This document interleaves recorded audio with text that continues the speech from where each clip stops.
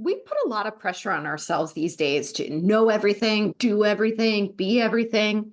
But even if that were realistic, which it's not, the world is moving at such a rapid pace that it's impossible to keep up. This week, I'm talking with Steve McCready, a coach and psychotherapist who reminds us that humans have limits and that to do the extraordinary things we want to do, we need to acknowledge and work within these limits. This means taking care of ourselves emotionally, mentally, and physically. Here, he offers insights on how to prioritize sustainability and efficiency, including following the 80-20 rule. Thank you so much, as always, for listening. Welcome to the Impostor Syndrome Files. My name is Kim Menninger, and as an executive coach and former high-tech leader, my personal mission is to help professionals overcome imposter syndrome so that you can advance your career with confidence. Each week, I interview a new guest who brings a powerful perspective to this conversation, including personal stories, best practices, and new insights.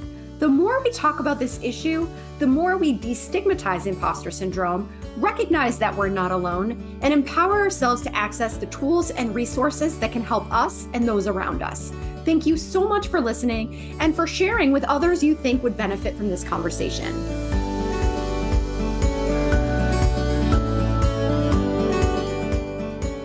Welcome, Steve. It is such a pleasure to meet you and such a pleasure to have you here. I would love to start by inviting you to introduce yourself. Sure. Well, first off, thanks for having me on and looking forward to the conversation. And I appreciate the topic that you focus on. I think it's such an important thing that really affects a lot of people. So to introduce myself briefly, my name's Steve McCready. I am a coach. I am in Sacramento, California, where I've lived since around 1992 or so, at least in this area. And my path to coaching is very weird and roundabout. If you go far enough back, there is a little bit of time in radio, actually. But my first real career, I like to say, was in IT. Did that for a few years. Found it very unsatisfying from a emotional and like purposeful standpoint. Intellectually, it was interesting. Then I actually pivoted into psychotherapy. Went back to grad school at age 31 or so after swearing for years I would never go back to school. Got my master's, got licensed and opened a private practice in 2006. And then what's happened is over the past 7 years or so, I have gradually shifted my focus over into coaching, which uses, of course, a lot of the same tools, a lot of the same concepts, but applies them to people at a different point in their journey and focuses in some different areas. To again oversimplify, if you want to think of psychotherapy as going from bad to good, I like to think of coaching as going from good to great. And so these days, my focus is on coaching. I do have some legacy therapy clients I've continued to work with, but I don't take new therapy clients at this point, just in the coaching realm. And my job as a coach is basically to help people get the heck out of their own way so they can become what they are capable of, what they want to be. And a part of them thinks or knows they can be, but then another part of them is like, I don't know if I can do that, and gets in their own way. My job is to get that stuff out of the way so they can live bigger, broader, more exciting and impactful lives in the world. Well, just as an aside, I love your definition of the distinction between psychotherapy and coaching. My lifelong dream was to become a therapist. When I went to college, that's all I thought I was going to do. And just everything was in the direction of applying for a clinical psychology PhD program until I didn't and ended up in high tech and then found coaching many years later. And I feel like I get to use all of the skills and sort of natural curiosities that would have brought me to therapy in the first place, but with a different population. And so I appreciate what you're saying. And I'm curious what you see in terms of the people that come to you. Do you have a particular population that you tend to work with? Are there certain types of challenges that you focus on? And especially, I'm sure there's a broad range, but... Right. It can be a little bit of everything. I do tend to focus with people and work with people largely in at least I'll say a business forward context or a primarily business context. So whether that is working with business owners and helping them be able to be more effective leaders or, to take their business to the next level, whether that's working with higher level professionals in helping them to be more productive, to be more effective, to be better leaders, and really whatever sorts of development that's necessary for them to get from where they are professionally to where they want to be. And my focus at least orients from the area of the mind and, psychology. I know lots of other things that relate to this work, but that's the orientation, right? It's about helping you learn how to see different, learning to help you learn how to think different, learning to help you take all that noise and stuff in your head, get it sorted out, get it clear, and then use it constructively to go where you want to go. Mm, I often joke that everyone should have to go through therapy before they enter the workplace because we're all like triggering each other all over the place without realizing it. Right? I take for granted because I've always been fascinated by human psychology, whether I was studying it or just navigating the world, that everybody that thinks the same way I do. But there are a lot of people in the workplace who do not have the same understanding of the importance of how our brains operate and how just sort of our fears and doubts and why they're there. And so I think it's so important for us to be doing this work and giving people this information so that they have better resources available to them. Well, the thing is, like, I don't know about you, but like I had all through primary school and high school, I had exactly one course that touched on psychology at all. And it was a psychology course that I took as an elective in high school, right? That was it. But all of this stuff about interpersonal skills, about understanding how our brains work, how we think, how that affects us, this is all such fundamental stuff. My take, with, of course, the biases that would be understandable with my background, is that this is the kind of thing that actually should be a component of core curriculum stuff, and everyone should be learning this stuff. Because what's often happening is we may learn that from our families, we may learn it from other environments, but not everyone gets that. And I certainly didn't, which is part of why I both, I think, went into the field, but also feel so called to help others who didn't. And in a way, remedial education has like kind of things that people associate with it in a bad way. But I'd say I'm kind of helping fill in the gaps that people didn't get, but ideally would have, but didn't through no fault of their own, just how their life journey has, and helping to give them those things so they can again be more effective and powerful and just happier in their day-to-day lives. Yeah. Yeah, I agree with you. I think that this is something that is fundamental to the human experience and that I'm a little bit hopeful because I have two young boys that are in elementary and middle school, and I'm seeing more in terms of growth mindset. That seems to be a big theme. I'm seeing a lot of focus on empathy and managing emotions. It's not happening across the board. I know, I live in Massachusetts. Yeah, We have a yeah. very different curriculum Well, than but I think you're right that there is a greater awareness for that. Like, because I have my daughter is a middle schooler, and I see that with her. I see that with her friends, both in their awareness of the stuff, their curiosity about it, their openness to it, and I see that there is some greater degree of at least conversation about it in schools, and that was true in elementary school as well. So, I'm with you, and at least having some hope for the future in that area. That I think maybe we are moving in a more enlightened and better direction. Yeah, I hope so too. So what are you seeing as it relates to imposter syndrome? Is this something you see regularly? What's your experience with? I can see you nodding your head. Those who Yeah, yeah, like all the listening. time. Yeah, because I think so. The thing I want to lay out here is as I feel like I'm always like, pointing the finger at social media and kind of doing this, and it feels almost like a cliche. And I feel like some old guy is basically like, get off my lawn. Even though like I love technology and I'm a tech guy, but social media, I think, does have a lot of problems. And in our world, though, with it going so fast and having so much information and being so like limited in what it actually shows us, we get such a distorted picture of reality so much. That's always been true. I mean, that was true in the 50s too. Like, right, everything looked okay on the surface, but the reality is much, much more complicated, as anyone who's actually studied the 50s can tell you. And so we get these distorted pictures, and then what we start doing is we start comparing ourselves to that. And with that kind of a comparison, you're inevitably going to be like, what's wrong with me? Right. And so that's one. And then two, I think we are way too quick to associate things as far as like, we're not this thing until we get this checkbox. And maybe not even then, right? Like I think about this with becoming a psychotherapist, for example. It's like, sure, there was a point at which I went through all my education, I went through getting all my practice hours, I went through taking my exams, and sure, they hand me this piece of paper and it's like, you're licensed now. But like, was I not a psychotherapist before that? Was I an imposter psychotherapist? It's like, no, I was just at a certain point in my journey. And even then, once I'm licensed, it's not like now I magically know everything. Like, no, I barely knew anything. It was just like I have base competence to practice. That's really what all it's saying. And I'm still learning things. Obviously, the coaching is a whole other layer of learning, and I'll be learning forever. And so this idea that we have to be like perfect or to have it all together is, I think, what causes so much of this. We have these really unrealistic high expectations about what we've achieved or what we're capable of.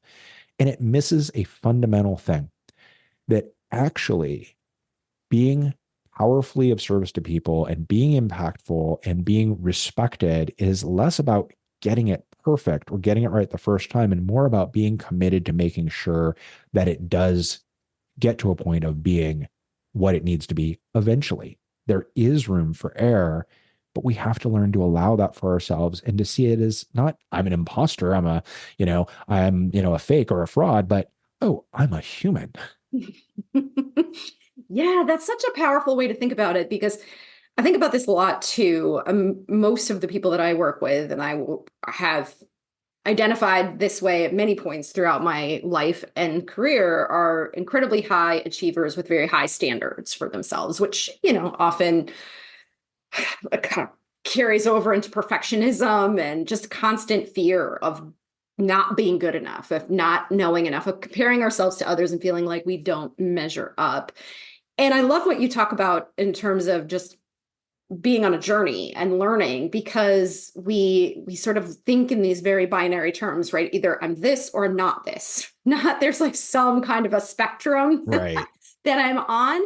And what I really liked about what you used the term service, and that's what I think about a lot, because there's something about being an expert or expertise that creates a lot of anxiety and self-doubt for high achievers. And it's really not a good standard, because who's deciding whether you're an expert or not? And I often joke, right, that even if you could know everything, by tomorrow there's new information, and the next week there's new information, right? There's always Right. something new. Which actually brings up, I think, a really relevant point to part of why imposter syndrome is a bigger challenge, that we have so much more access to information, to knowledge, to things, that it becomes we're super aware of how little we actually know of what's knowable, right? I remember this, like when I was a kid, when I'd get interested in a subject, I'd find all the books I could find on the subject and read, and like I'd read most of them, if not all of them. Now, that was, of course, not all the books existed, but it was always whatever is in the local library. Nowadays, if it's like, it doesn't matter what the topic is, I want to read all the books on this. You can't do that. There's too many about everything, even really focused specific things. And so it's very easy from that to go, oh, I don't know enough, or I don't know much. And that's just not how it works. I mean, my daughter in a lot of ways knows objectively a lot less than me, but at the same time, she has a different perspective on the world because of her personality and identity. And so I learn things from her all the time. I gain things from her all the time, even though she's got way less life experience. In fact, sometimes that's an advantage. So it really isn't about, being like, again, perfect or this. It's about, how are you able to serve or support the other people who who are in your world, or who you're tasked with doing that for? And that can be done at any number of levels of achievement, accomplishment, or skill. Yeah.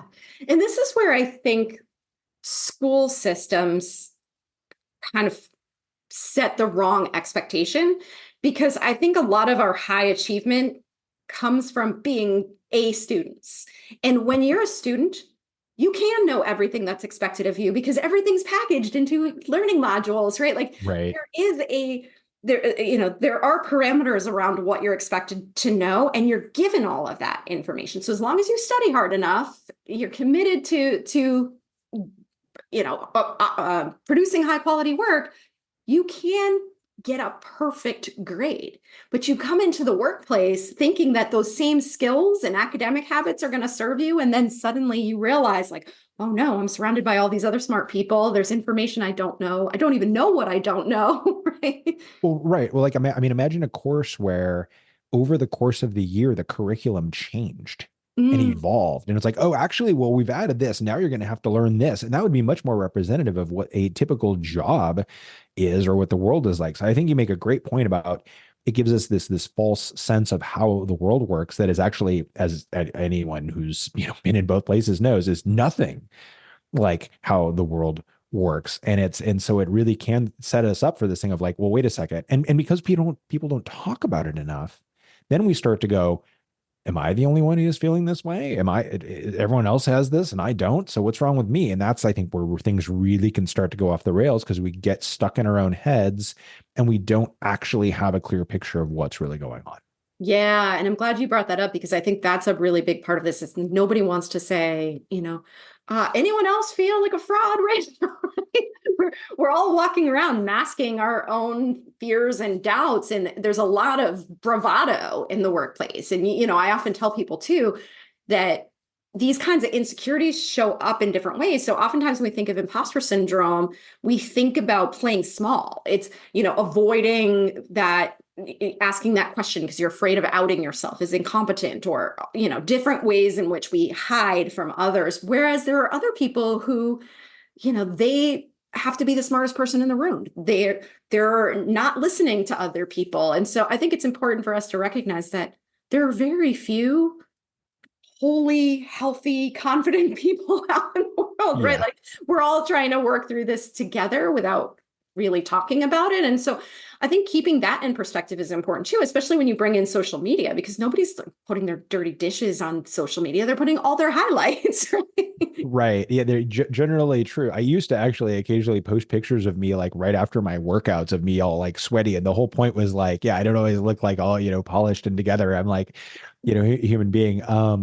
And yeah, because we don't for all of the reasons that you've said. And it really sets up a lot of difficulty. But I think those of us who are in positions that people look to, we can do a lot to change that, right? I mean, obviously, like when I'm coaching my clients, it's not about me, but I do share a little bit here and there to help dissuade them of the idea that like I have everything together because I don't. I'm a human. I'm a work in progress. I mess stuff up. I make mistakes. And that's not really what is the difference between success and failure. It's more about if you are willing to be very curious and you're willing to be committed and you're willing to keep going and clean up your messes, you can get pretty darn far and that'll work really, really well. A lot more than just not acknowledging any problems or failures well, frankly.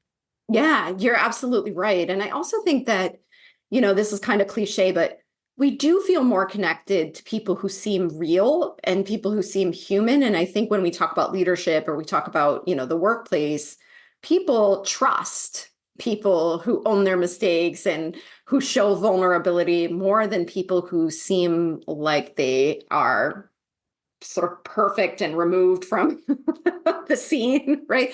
And so I think Right. there's something incredibly valuable about being able to relate to people in that way.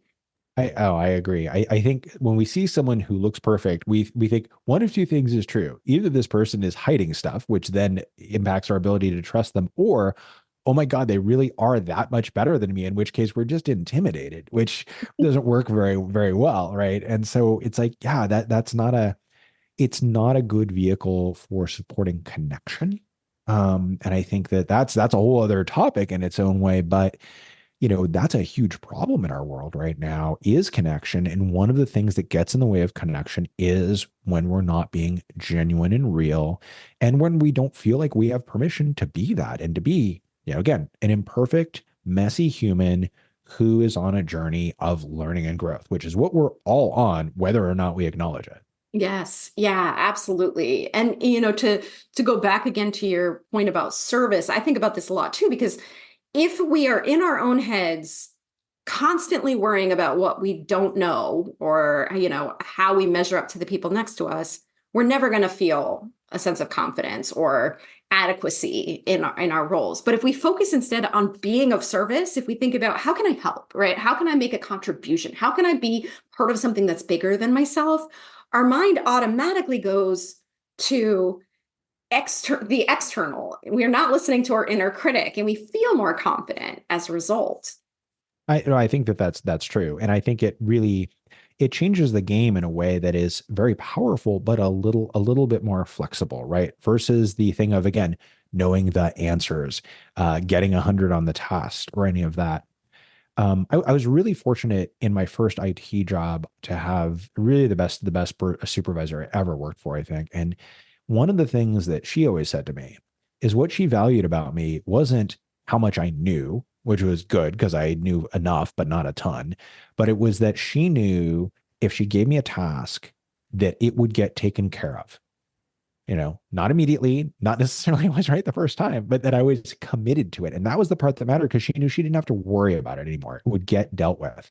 And that was really impactful to me. It was like, oh, it's not that I know everything or that I never make mistakes, or it's that, oh, there's a value in the commitment here. And I think, again, if we commit being of service to people and really looking out for them and trying to understand and trying to help them with what they're wrestling with, that's really powerful to people, because a lot of the time we do feel alone, like something's wrong with us or any number of other things. And so when we have someone who's saying, no, it's okay, we're going to keep working on this until we get it sorted out. We'll figure it out. It might get messy. It might get a little ugly, but we'll do it. There's a comfort in that, I think, that comes with people, and it lets people just kind of relax a little bit. And when we are in that more relaxed, open space, well, then we can see things clearer. And when we see things clearer, it's a lot easier to then move forward from there, I think. Yeah, absolutely. I mean, you make a really important point about the environment, because one of the things I think about a lot is like stress cascades down. And so, to have the kind of leadership style that you're describing, you have to be able to manage your emotional impulses and be able to not freak out when someone on your team makes a mistake. And I think so many organizations nowadays are doing so much in such little time with such few resources that everyone feels just completely under stress. And so it's hard for managers to have the presence to show up in the way that we're talking about too, which is going to have a ripple effect across their team. So I think for people who struggle with the kinds of things that we're talking about, it's not always just you. it's a lot of times it's the water that you're swimming in, or the people that you're surrounding yourself with. We're in it. If you want to talk about the metaphor of the water we're swimming in, which is a good one, I think the river or whatever the water is, the current is going way too fast, frankly. It's going faster than what we were designed to operate in. And we're trying and we're doing the human thing of learning and growing and adapting, which we are actually really good at. But we're really in a space that's not optimal, right? With how fast everything's going and what have you. And it really does set up a lot of real problems for people. And obviously within the context of an organization, it gets complex because there's a lot of different competing priorities and other things. But at some point, we have to acknowledge, like, humans have limits, y'all. That's a really great way of saying it, and something that I just don't think that we take seriously enough. I think we just keep testing and pushing until people burn out or disengage or Right. leave. Right? But and part of it is we don't actually when we see people do amazing things, it's easy to point at that and go, see, humans don't have limits. And it's like, in one sense, that's true. In another sense, it's not. And when you start to really look at people who achieve big, great, amazing things, and you look at how they did it, it's always through processes and systems that actually acknowledge human limits, right? So it's like when you work within the limits of the human system, it allows you to really to go further and to do more, but you've got to work with some fundamental limits and things like understanding. Again, humans can only do so much work in a week. We just can't. Like we have to alternate effort and rest. That is just fundamentally shown to be true in so many different areas, whether it's physical, mental, emotional, what have you. And if you acknowledge that and work with that, sure, you can go to great places. But if you act as if that's something you can ignore, that's not a sustainable practice. But unfortunately, that's how a lot of systems today try and operate. Mm, yeah. So when you work with people who are high achievers and probably part of the systems that we're talking about. Are there specific things that you recommend that they do, like practices, anything that can help them with some of the thinking and some of the challenges that we're talking about?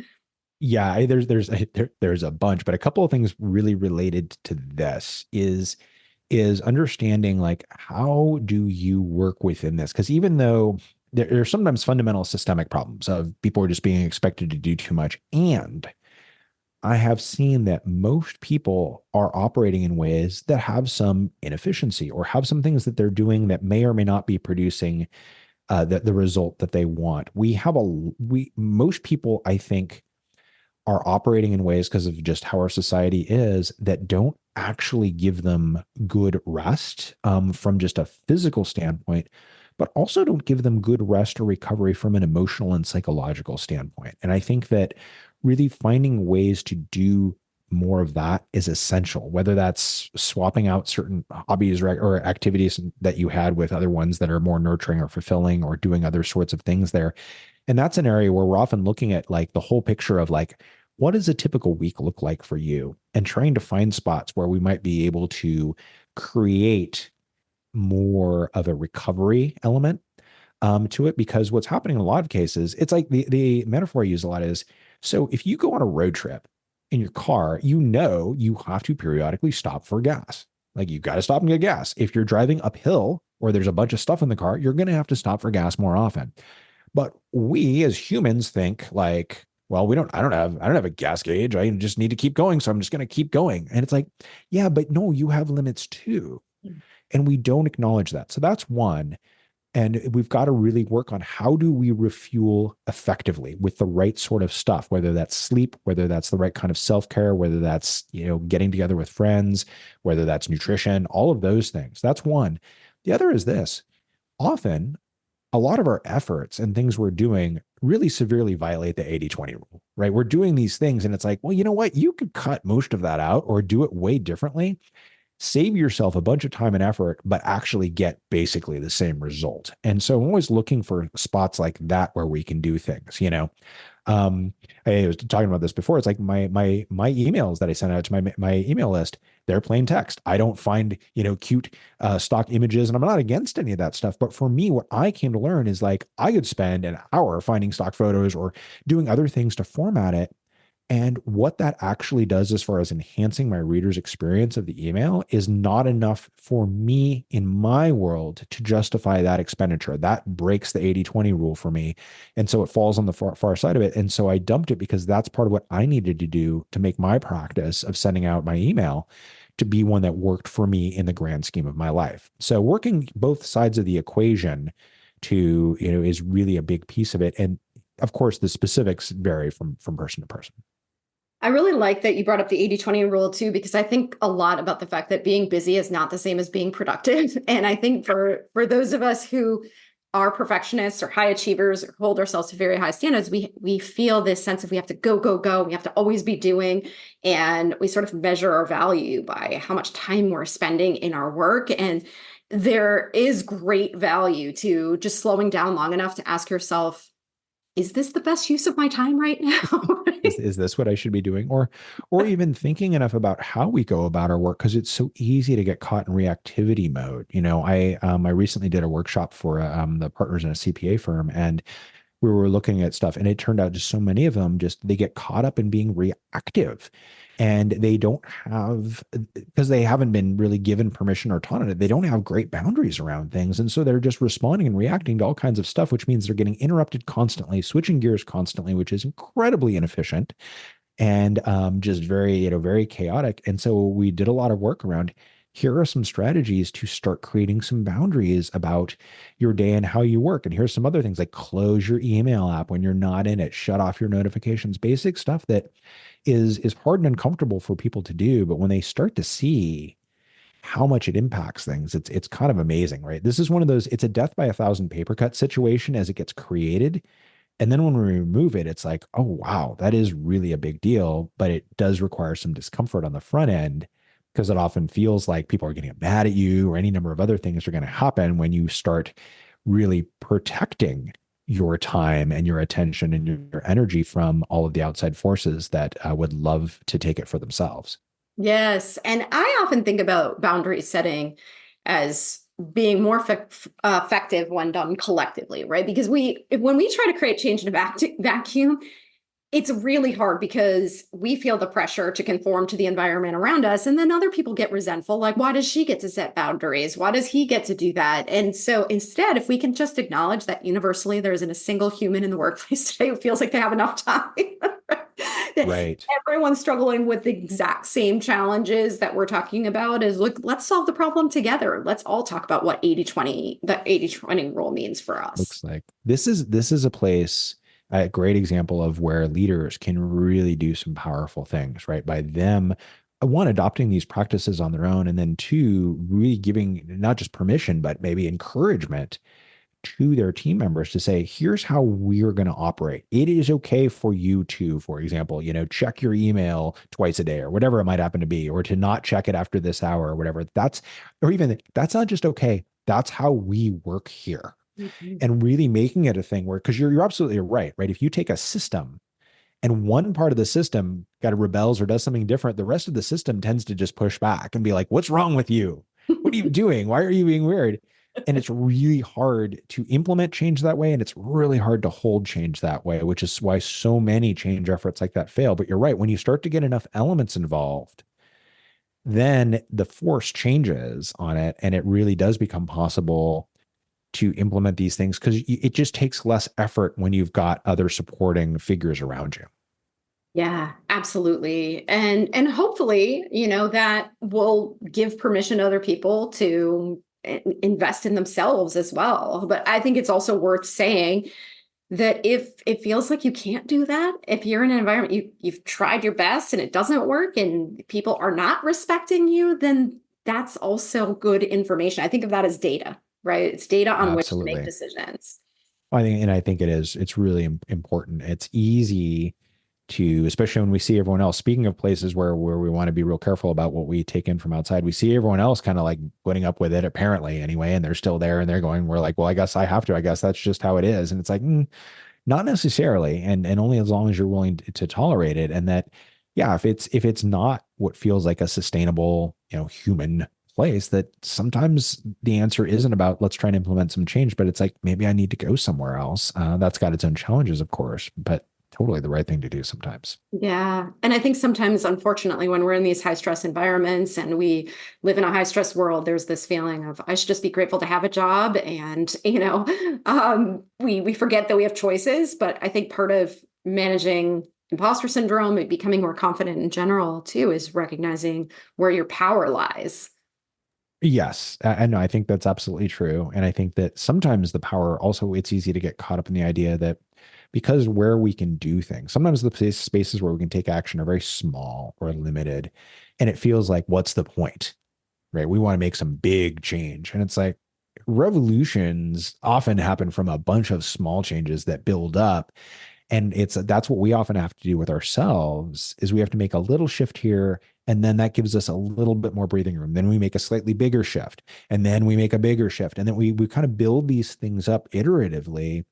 And I see a lot of people get stuck on that. They're like, this thing, it's too small to make a difference. It's like, yeah, it by itself is, but what it's going to do is allow you to make a bigger difference next time.